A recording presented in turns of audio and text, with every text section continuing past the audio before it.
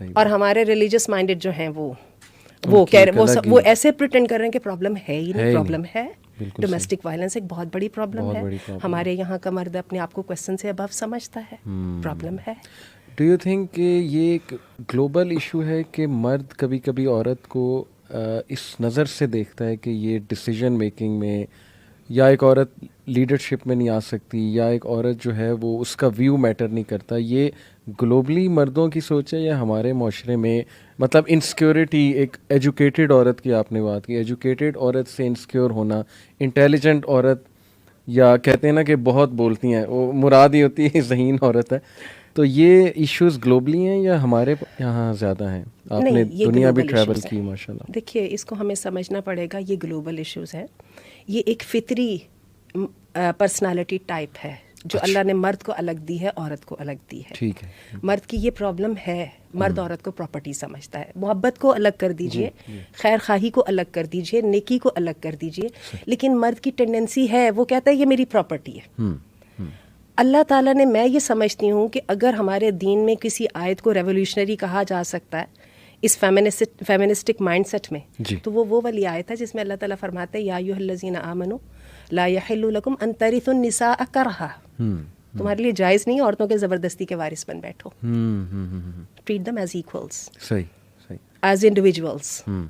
اب یہ ہے کہ فطرت سے لڑنا بہت مشکل ہے, میں سمجھتی ہوں, لیکن انسان ساری زندگی یہ کوشش کرتا رہتا ہے. اور ابھی ہم جب پہلے شروع میں بات کر رہے تھے, جب بندے کا ویژن کلیئر ہوتا ہے تو پھر بندہ ایونچولی قابو پا جاتا ہے, ورنہ فطرت تو وہی رہتی ہے. جہاں پہ مردوں کی ایک نیگیٹو فطرت ہے, وہاں پہ عورتوں کی بھی تو کئی نیگیٹو باتیں ہیں. عورتیں بھی تو کانسپیریشنل ہوتی ہیں, عورتیں بھی تو کننگ ہوتی ہیں, عورتیں بھی تو مینیپولیٹو ہوتی ہیں.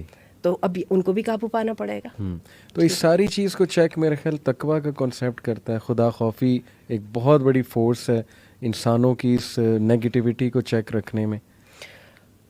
تقویٰ تو سب سے بڑی فورس ہے, لیکن میں آپ کو بتاؤں ہمارے دین نے ہمیں صرف تقویٰ پہ نہیں چھوڑا. ہمارے دین کا سسٹم بڑا کلیئر ہے. اللہ کے رسول صلی اللہ علیہ وسلم کی 23 ایئرس کی زندگی کے اندر اللہ نے وہیں پہ چینج دکھا دیا تھا. پتہ ہے حضرت عمر نے کہا تھا پہلے یہ بولا نہیں کرتی تھی, اب یہ بولنے لگ گئی. آپ یاد کیجئے, ہے نا, حضرت عمر نے اس طرح سے کر کے کہا تھا اب اللہ کے رسول آپ کے زمانے میں یہ بہت چڑھ چڑھ کے بولنے لگی, پہلے تو یہ بولا ہی نہیں کرتی تھی, یہ ہم مکہ میں تھے تو یہ کچھ نہیں کہتی تھی, اب مدینہ میں. دوسری بات یہ کہ جو ہمارے ہاں جو ہمارے قوانین ہیں, جس کو ہم جنایات بولتے ہیں, جنایات جس کو بولتے ہیں, وہ بڑے کلیئر ہیں. ایک عورت کے خون کی کیا اہمیت ہے, ایک عورت کی پراپرٹی کی کیا اہمیت ہے, ایک عورت کی شہادت کی کیا اہمیت ہے, ایک عورت کی انڈیویجویلٹی کو کیسے سیف گارڈ کرنا ہے. کلیئر قوانین ہے, اس کے خلاف کوئی جا ہی نہیں سکتا. بالکل ٹھیک. یعنی آپ کے نزدیک یہ گلوبل ایک ایشو ہے کہ مرد کی نیچر میں کچھ ایسا شامل ہے کہ اسے شاید انٹیلیجنٹ عورت یا ایسی عورت جو بہت زیادہ بولے وہ اس سے انسیکیور ہوتے ہیں. یہ گلوبل ایشو ہے, اور ہمارے معاشرے میں بھی یہ ایگزسٹ اسی لیے کر رہا ہے کیونکہ ایک نیگیٹو فطری ایک عمل ہے اور نیگیٹو عمل ہے, اور جو اسلامی قوانین ہیں وہ اس کو چیک کرتے ہیں, اور تقویٰ کا جو کنسیپٹ ہے وہ اس کو جو ہے وہ چیک کرتا ہے. جہاں تک آپ یہ کہہ رہے ہیں کہ بولڈ عورت یا ایجوکیٹڈ عورت, جس کی طرف آپ نے بھی اشارہ کیا کہ ان کو ایک طرح سے لک ڈاؤن اپون کیا جاتا ہے ہماری جو ٹریڈیشنل اور کنزرویٹو سوسائٹی میں ہے, میں آپ کو بتاؤں یہ ساری کی ساری ریٹرک ہے. اچھا, ہر بندہ پڑھی لکھی عورت, اوپینین رکھنے والی عورت, سمجھدار متقی عورت اس سے متاثر ہوتا ہے. بالکل ٹھیک. یہ ایک ایسی چیز ہے اس پہ کوئی کلام ہے ہی نہیں. ہم سیدہ آسیہ کو دیکھتے ہیں, صحیح, ہماری رول ماڈل کون ہے؟ ام کلثوم بنت عتبہ کو دیکھتے ہیں. ٹھیک ہے, کہاں کسے لڑکے آ رہی ہیں کہ اللہ قرآن میں کہہ دیتے ہیں کہ ان کے لیے آپ کو وہ بھی کرنے کی ضرورت نہیں, صرف ان کا ایمان چیک کر لیجیے. ام حکیم کو دیکھتے ہیں. یہ ہماری ساری عورتیں اپنا اوپینین رکھنے والی عورتیں تھیں, اور بڑی یہ زبردست اپنی جگہ پہ. سیدہ ام حبیبہ دیکھ لیجیے. میں ان لوگوں کے نام لے رہی ہوں جنہوں نے اس اسٹرگل کو فیس کیا. تو بات اصل میں یہ ہے, ایسا نہیں ہے. باقی وہ انسانی فطرت ہے نا, وحضرت الانفس الشح, رشتہ کرنے جائیں تو ہمیں اسکرٹ پہننے والی ہیں یہ اچھی لگتی ہے, انگلش بولنے والی اچھی لگتی ہے, جب گھر یہ ڈاکٹر ہمیں اچھی لگتی ہیں, جب ہم گھر لے آتے ہیں تو پھر ہم کہتے ہیں نہیں ہمارے معاشرے میں تو ایسا نہیں ہوتا, اب میں ریڑھی لگا لوں گا, تم گھر پہ بیٹھو. یا پھر وہ کہہ دیتے ہیں انگلش نہ بولنا بالکل بھی, یا یہ اسکرٹ تم نے کیا پہن لیا, ہمارا تو یہ پہناوا ہی نہیں ہے. بالکل صحیح. تو یہ تو ایک منافقت ہے جو انسان کے ساتھ ساتھ چلتی ہے. بالکل ٹھیک. اس کے لیے مستقل اسٹرگل کرنی پڑتی ہے, اور سب سے پہلے تقویٰ, اور بعد میں اللہ کی کلیئر بالکل ٹھیک. انسٹرکشنز. وومن کا کیا رول آپ دیکھتی ہیں سوسائٹی میں اوور آل؟ دیکھیے اگر تو ڈومیسٹک یعنی گھر میں رہنے والی عورت کو دیکھا جائے, وہ تو پہلے ہی سوسائٹی پہ بہت زیادہ انفلوئنس کر رہی ہے انڈائریکٹلی.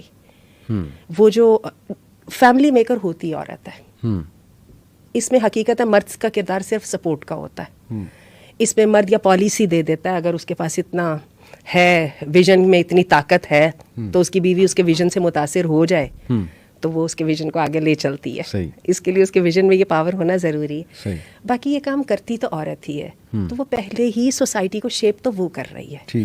باقی اگر آپ اس کو اس تناظر میں دیکھنا چاہتے ہیں 21 سینچری کے تناظر میں, جس میں آپ یہ سمجھتے ہیں کہ بھئی پڑھی لکھی عورتیں ہیں, اب ان کو کوئی معاشرے کی سوسائٹی بلڈنگ میں بھی حصہ لینا چاہیے, تو میرا یہ خیال ہے کہ عورتوں کو پوٹینشیل سے فائدہ اٹھانا چاہیے, پرووائڈیڈ. میں پرووائڈیڈ کو پہلے کہہ دوں تاکہ میری کسی بات کو غلط میں نہ لیا جائے.